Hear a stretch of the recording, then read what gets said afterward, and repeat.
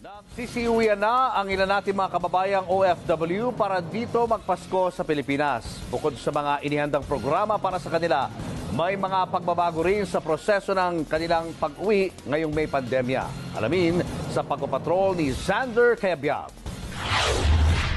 Nagtatrabaho bilang welding inspector si Engineer Simeon Ferrer sa isang construction company sa Kazakhstan. Pero dahil sa pandemya, isa siya sa mga natanggal sa trabaho.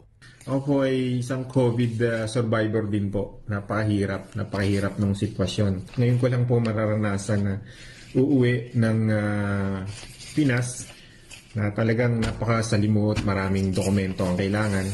Mahigit 3 araw ang biyahe niya. 3 beses ding nagpalipat-lipat ng flight bago makauwi ng Pilipinas. Dito na po kami sa Dubai.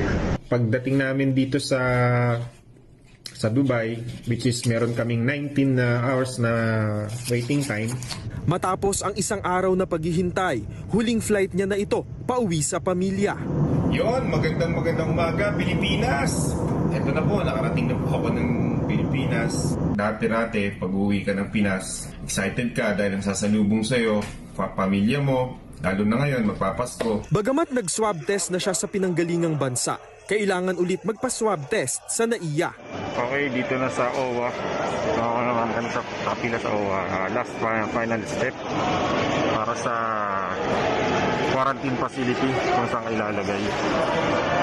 Yan, pila ulit. May inihanda na silang tubig sa lunchbox para sa mga OFW. Wow, galing.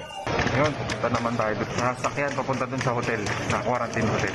Nandito na po ako sa quarantine facility o quarantine hotel. Nakuha agad ni Sim ang resulta ng swab test niya at nakasama ang pamilya. Yes, nandito na ako. Kasama ko na aking family. Yes. Say hi to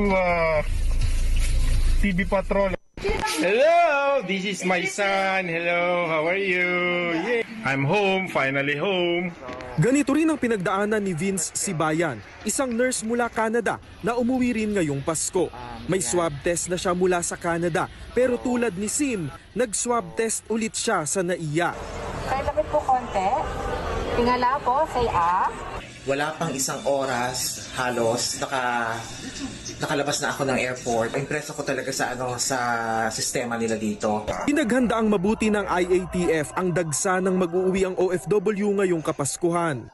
Payo pa rin ng IATF, iwasan ang malalaking pagtitipon ng pamilya kung saan pwedeng magkahawahan ng COVID-19 ngayong holiday season. Xander Cayabyab, ABS-CBN News.